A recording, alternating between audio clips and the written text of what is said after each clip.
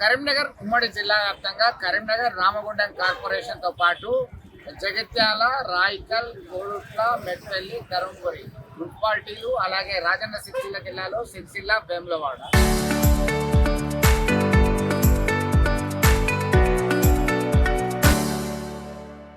పెద్దపల్లి జిల్లాకు వచ్చేసరికి పెద్దపల్లి, సుల్తానాబాద్, మంథని ఈ మూడు కౌన్సిల్, అలాగే రామగుండం కార్పొరేషన్.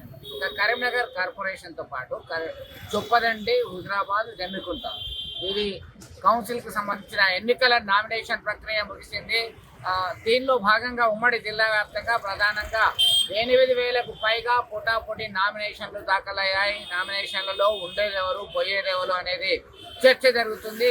ఈ నెల 3వ తేదీన బీఫామ్స్ ఎవరికి సమర్పించనున్నారు ఏంటి అనేది పూర్తిగా ఫైనల్ లిస్టు 3వ తేదీ సాయంత్రం వరకు రానుంది. ఇప్పటికే ఒకవైపు రాష్ట్రంలో అధికారంలో ఉన్నటువంటి కాంగ్రెస్ పార్టీ సంబంధించి మంత్రి శ్రీధర్ బాబు, పొన్నం ప్రభాకర్, అడ్లూరి లక్ష్మణ్ కుమార్ ఇతర నేతలతో సమన్వయం పరుచుకుంటూ ఎవరికి టికెట్ ఇస్తే బాగుంటుందనే చర్చలు జరిపారు. వారి యొక్క విజయం సాధించాల్సిందే అని చెప్పి కసరత్తు చేస్తున్నారు. మరొక వైపు కేంద్ర హోంశాఖ సహాయ మంత్రి కరీంనగర్ ఎంపీ బండి సంజయ్ సమక్షంలో భారీ చేరికలు జరిగాయి. భారీ ర్యాలీతో కరీంనగర్ టవర్ ప్రాంతంలో బల ప్రదర్శన చేయడం జరిగింది. దీనిలో ఖచ్చితంగా ఈసారి కరీంనగర్ మేయర్ పీఠంతో పాటు మిగతా ప్రాంతాల్లో భారతీయ జనతా పార్టీ సత్తా చాటాలనే దిశానిర్దేశం చేస్తున్నటువంటి పరిస్థితి. మాజీ మేయర్ సునీల్ రావు, ఇతర నేతలు, ప్రజాప్రతినిధులు తమ అదృష్టాన్ని మరొకసారి పరీక్షించుకోవడానికి ముందుకు వస్తున్నటువంటి పరిస్థితి.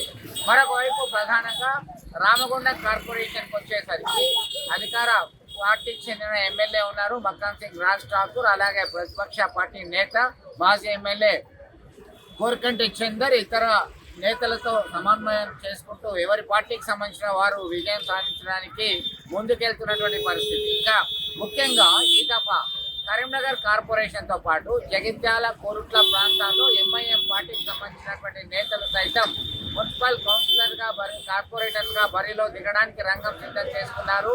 దీనిలో భాగంగా ప్రధానంగా ఈ ట్రయాంగిల్ కాంపిటీషన్లో నిలిచేదెవరు, ఓడేదెవరు అనేటువంటి చర్చ జోరుగా సాగుతుంది.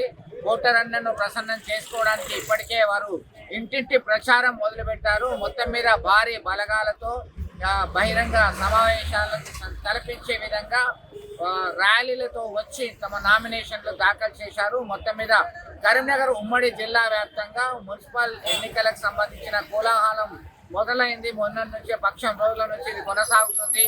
ఫిబ్రవరి 11వ తేదీన ఎన్నికలు నిర్వహిస్తారు. 13 కౌంటింగ్, 18న ఇక మున్సిపల్ చైర్మన్లకు సంబంధించి, మున్సిపల్ కార్పొరేషన్కి సంబంధించి మేయర్, డిప్యూటీ మేయర్ల ఎన్నిక నిర్వహించనున్నారు. ఇప్పటికే ఎన్నికల కూడా అమల్లో ఉంది. శాంతి భద్రతలకు ఎలాంటి విఘాతం కలగొద్దు అని హెచ్చరికలు జారీ చేశారు పోలీసులు.